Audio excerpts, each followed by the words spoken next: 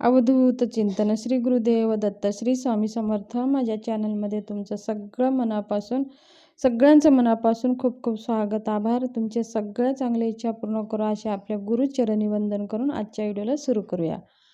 आजचा खूप अत्यंत महत्त्वाची माहिती मी घेऊन आलेली आहे. उद्या आपले गुरुप्रतिपदा कशी साजरी करावी, कोणते अध्याय वाचावे आणि आपल्या घरामध्ये महाराजांना कोणते नैवेद्य अर्पण करावे, ते सगळं गुरुप्रतिपदाविषयी आज मी माहिती सांगणार आहे. गुरुप्रतिपदा म्हणजे भगवान दत्त महाराजांचा दुसरा अवतार आहे. झालेला दिवस म्हणजे त्या दिवशी म्हणजे गुरुप्रतिपदा. ह्या दिवशी भगवान श्री नृसिंह सरस्वती महाराजाने ह्या दिवशी आपले देह त्यागले होते, म्हणजे अदृश्य झाले होते. तर कर्दळी वनात भगवान श्री नरसिंह सरस्वती महाराज अदृश्य झाले. मग तेव्हा अदृश्य झाल्याच्या नंतर मग आपले श्री स्वामी समर्थ महाराजांचं आगमन झालं. म्हणजे नरसिंह सरस्वती महाराजांनीही देह सोडलं नाही, म्हणजे ते असेच गायब झाले. आणि श्री स्वामी समर्थ महाराज हे कोणाच्या आईवडिलांच्या पोटी जन्माला नाही आले, तेही पण कर्दळी वनातूनच त्यांनी स्वामी समर्थ महाराजांच्या रूपामध्ये महाराजांचं आगमन झालेलं आहे. म्हणून ह्या दिवशी आपण गुरुप्रतिपदा म्हणून साजरी करतो. ह्या दिवशी गुरु नरसिंह सरस्वती महाराजाने गाणगापुरामध्ये आपली पादुका भक्तांसाठी साक्षात त्यांनी पादुका सोडून गेलेली आहे गाणगापूरमध्ये. तर गाणगापूरमध्ये खूप काही मोठ्या प्रमाणात उत्सव साजरा करतात आणि खूप देश विदेशातून जे साधू संत संन्यासी येतात आणि पादुकांच्या अभिषेक, दर्शन, पालखी सोहळा, आरती ह्याच्यामध्ये सहभाग होतात आणि आपलं जीवन धन्य करतात. तर ह्या दिवशी ह्या गुरुप्रतिपदाचं अनन्य महत्त्व आहे आणि अनन्य पुण्याचा हा दिवस आहे उद्या गुरुप्रतिपदा. तर ह्या दिवशी आपल्याला काय करायचं आहे, उद्या आपल्याला आपल्या स्वामी महाराजांची श्री नृसिंह सरस्वती महाराज हे स्वामी महाराजच आहेत. दत्त महाराजांनी नरसिंह सरस्वतीचा अवतार घेतलं, मग नरसिंह सरस्वती अदृश्य झाले, मग भगवान श्री स्वामी समर्थ महाराजांचं आगमन झालं. तर आपण उद्या आपल्या घरामध्ये जर नरसिंह सरस्वती महाराजांचा फोटो वगैरे असेल तर आपल्याला उद्या सकाळी त्यांचे फोटो वगैरे असेल, मूर्ती असेल तर मूर्तीवर अभिषेक करायचं. आणि त्यांची मूर्ती नसेल, आपल्या स्वामी महाराजांची मूर्ती असेल, दत्त महाराजांची मूर्ती असेल किंवा दत्त महाराजांचा फोटो किंवा स्वामी महाराजांचा फोटो हे असायलाच आपल्या घरामध्ये असतो. स्वामी भक्तांकडे, गुरुभक्ताकडे हे असतं. तर उद्या आपल्याला स्वामी महाराजांचा अभिषेक वगैरे करून घ्यायचा आहे. धूपदीप वाळून घेऊन आपल्याला उद्या स्वामी महाराजांची आरती जरूर करायची आहे. आपल्या घरामध्ये आरती जरूर करायची आहे. आणि त्याचबरोबर आरती झाल्याच्या नंतर उद्या आपल्याला हे नैवेद्य अर्पण जरूर करायचं आहे. स्वामी महाराजांना हे 2 प्रकारचे नैवेद्य आवर्जून तुम्ही अर्पण करा.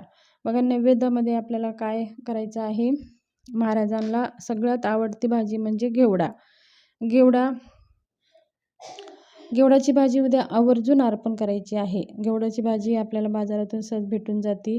आणि घेवडा आणि नैवेद्यामध्ये बेसनचे लाडू पण तेवढंच महत्त्व आहे. असे मानलं जातं की ज्यावेळेस नरसिंह सरस्वती महाराज कर्दळीवनात जात होते तेव्हा त्यांच्या भक्तांनी त्यांना बेसनचे लाडू सोबत दिले होते, म्हणून बेसनच्या लाडूला खूप अनन्य महत्त्व आहे. म्हणून उद्या स्वामी महाराजांना बेसनचे लाडू आवर्जून अर्पण करावे. आणि बघा, त्याचबरोबर उद्या हे नैवेद्य ताटामध्ये आपल्याला भरून नैवेद्य अर्पण करायचं आहे आणि आरती जरूर करायची आहे. आपण उद्या स्वामी महाराजांची 3 आरत्या जरूर करायची आहेत.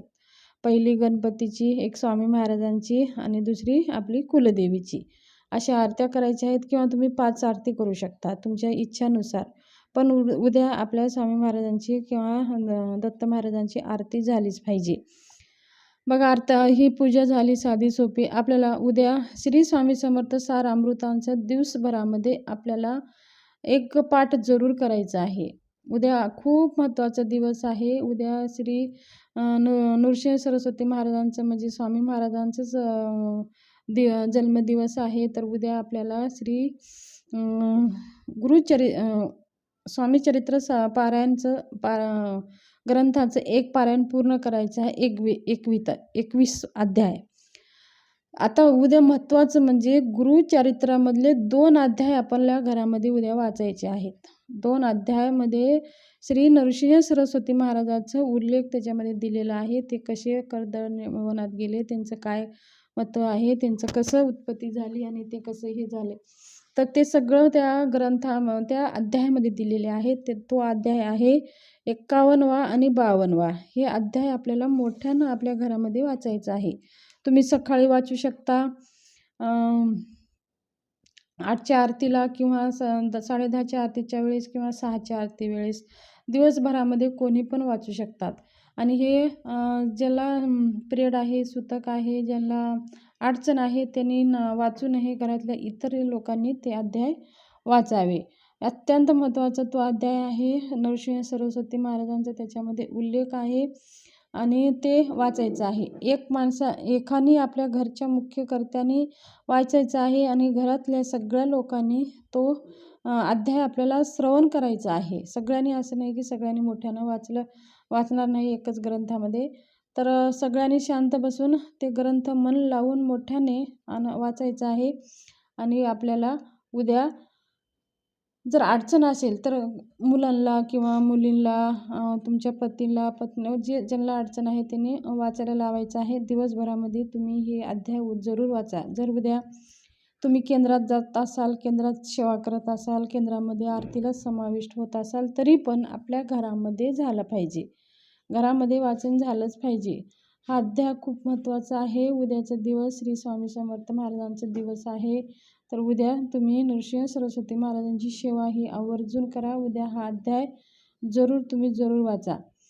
त्याचबरोबर आपल्याला उद्या 11 माळे जप, श्री स्वामी समर्थ सारामृतांचे 3 अध्याय आणि 11 वेळेस तारक मंत्राचा जपसुद्धा आपल्याला करायचा आहे. एवढी जरी सेवा केली तुम्हाला उद्या, तर खूप तुमच्या जीवनातले जे काही संकट आहे, जे काही दुःख आहे, जे काही दारिद्र्य आहे, जे काही दोष आहेत, नाहीसे होतात.